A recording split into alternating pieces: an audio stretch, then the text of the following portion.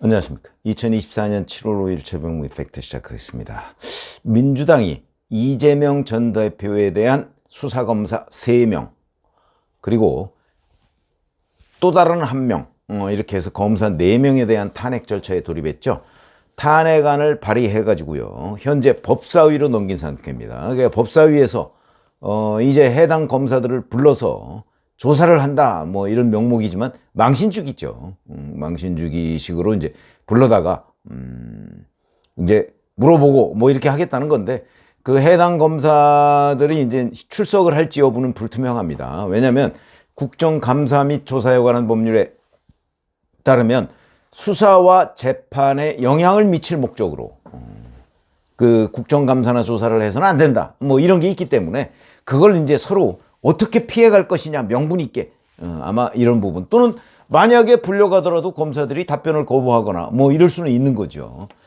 아니면 그 자리에서 정말 어느 또 용기 있는 검사가 내가 왜 이 수사를 했다, 그리고 이 수사가 아무런 문제점이 없다 하는 걸 밝히는 그런 것도 저는 있을 수 있다고 봅니다. 어찌됐든 간에 이렇게 해서 이제 본회의에 넘겨서 표결을 하면 그러면 이제 가결이 되겠죠. 그럼 헌법재판소로 넘어가게 됩니다. 그런데 법사위로 가서 조사를 하는 절차를 왜 거쳤느냐, 뭐 약간 움찔했다 이 정도는 충분히 말씀드릴 수 있지만, 그거보다는 오히려 숨고르기 측면이 더 있다. 왜냐하면 해당 검사에 대한 압박 이런 것들을 훨씬 더 좀 국민들한테 보여줄 필요가 있다는 아마 민주당 나름의 정무적 판단을 한 것으로 보입니다. 이게 뭐 움찔해가지고 위축돼서 그냥 물러설까? 이런 것 같지는 않습니다. 지금까지 취재 결과를 보면 아마 이 검사 탄핵에 대한 엄청난 역풍이 없는 한, 근데 뭐 그 정도의 역풍은 없을 걸로 보입니다.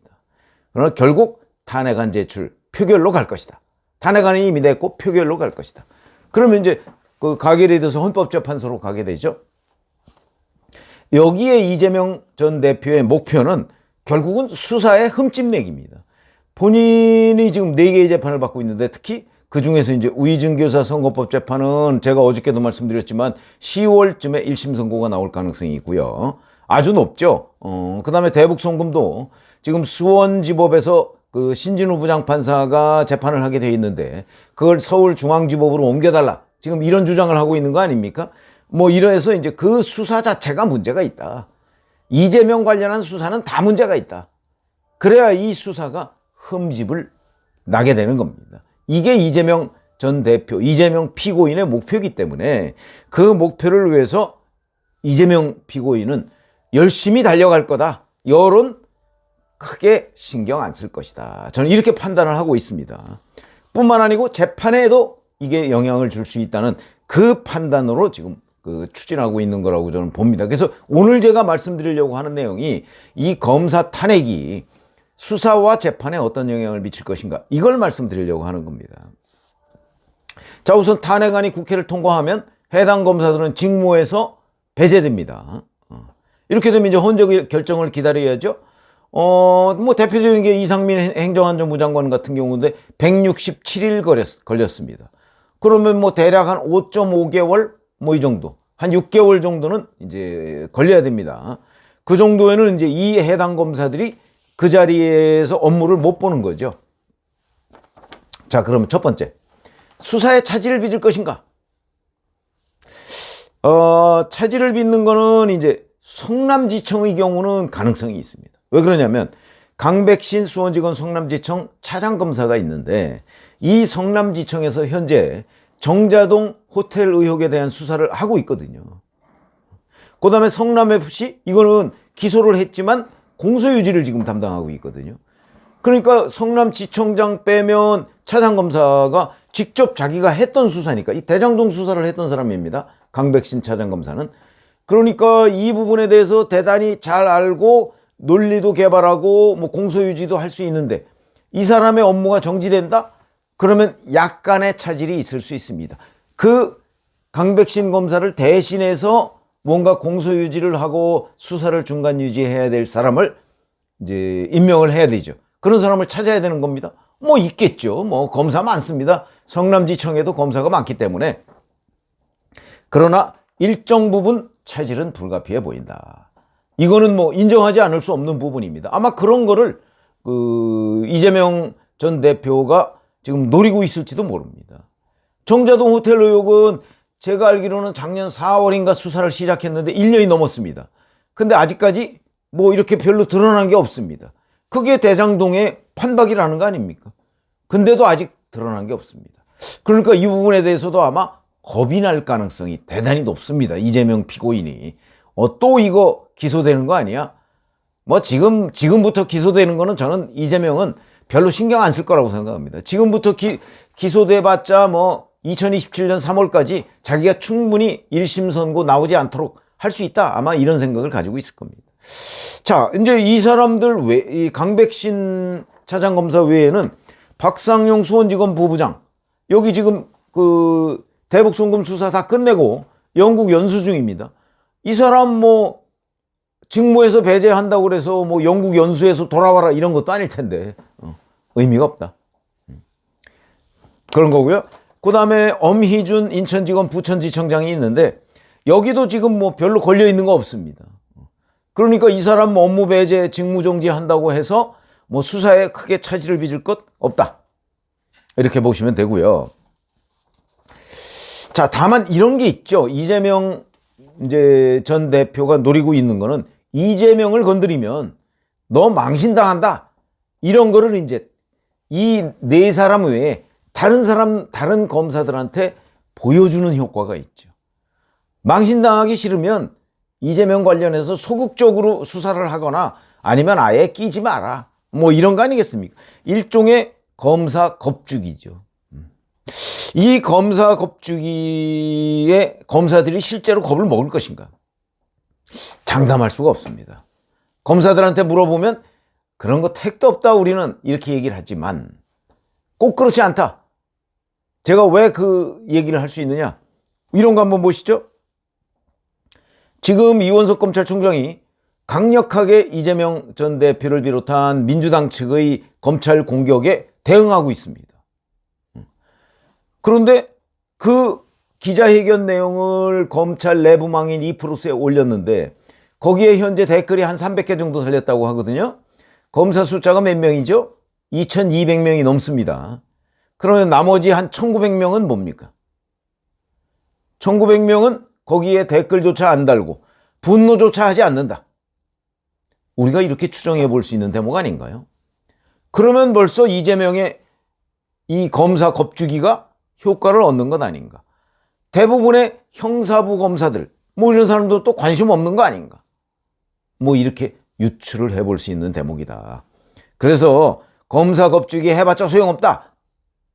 이렇게 얘기하는 건 오히려 진영 논리로 보이고 검사들이 실제 일선 검사들이 겁을 먹는 것 아닌가 하는 우려를 낳게 하는 대목이죠. 그거는 정확하게 판단을 해야 됩니다. 그래서 사실은 이원석 검찰총장이 검사들한테 어제 그랬죠. 저급하고 비열한 외압에 굴복하지 말라 이렇게 지시를 했던 이유도 검사들의 동요를 막기 위한 것으로 보입니다. 다만 뭐 특정 검사가 탄핵됐다고 해서 그 수사에 엄청난 차질이 빚어진다. 그건 아니죠. 이거 어차피 대북 송금 수사 박상용 검사 혼자 한 거 아닙니다.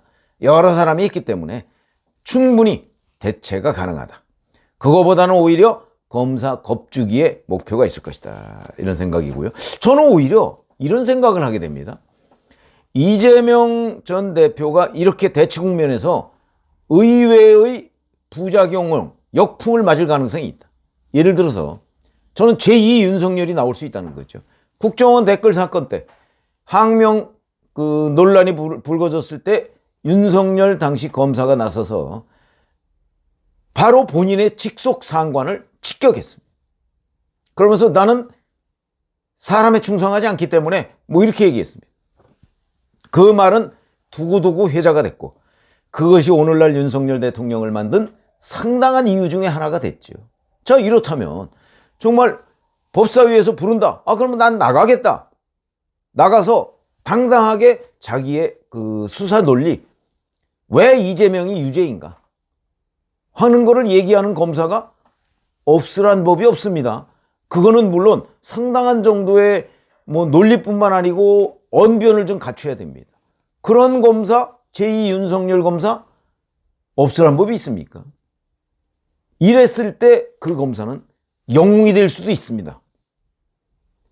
그런 거 이재명 전 대표와 민주당이 뭐 고려를 했을까요? 전 고려 안 했을 거라고 봅니다. 의외로 그런 일이 벌어질 수 있다.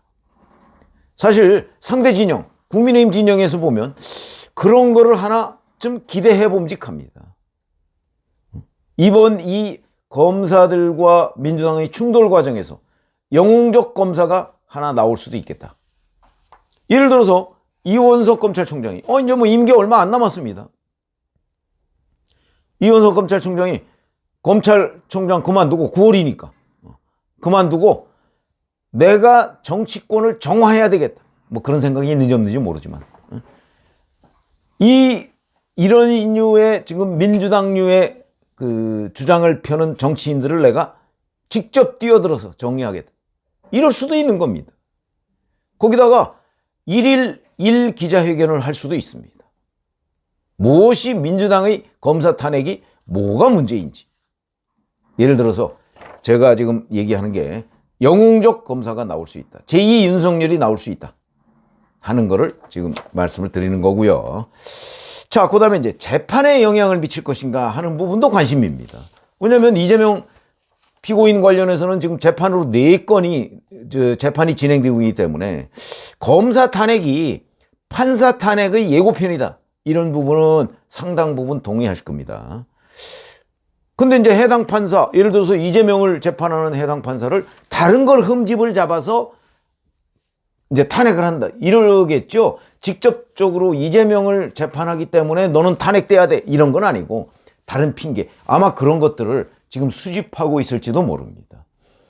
검사들에 비해서, 이건 일반론입니다. 검사들에 비해서 판사들은 약간은 신중한 면이 더 많습니다.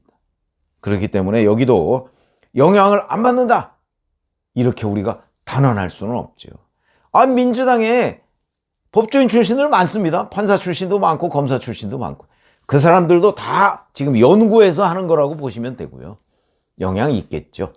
그러나 가급적 영향을 받지 않도록 이제 국민의힘이 그런 판사들을 응원하고 그다음에 일반 국민들도 자, 진짜 법대로 수사하고 법대로 재판해 주기를 지금 응원하고 지원하고 이러면 그 사람들도 힘을 좀 받지 않겠나. 뭐 무죄라고 생각하면 무죄 하면 되고, 아니고 뭐 이거는 자기가 봐도 아무리 봐도 이건 유죄다 하면 법대로 양심대로 심판하면 되는 거죠. 그래서 영향이 없다고 얘기하는 거는 이제 지금 여권의 기대를 반영한 논평으로 보이고 영향이 있기는 있을 겁니다. 제가 물어본 뭐 제 친구들도 뭐 판사도 있고 뭐 검사 출신도 있고 그렇지 않습니까? 제가 물어본 그 법조계 출신들은 영향이 있다고 얘기합니다. 그렇지만 그 역풍으로 영웅적인 판사나 영웅적인 검사가 나올 수도 있다. 그런 말씀을 드립니다. 고맙습니다.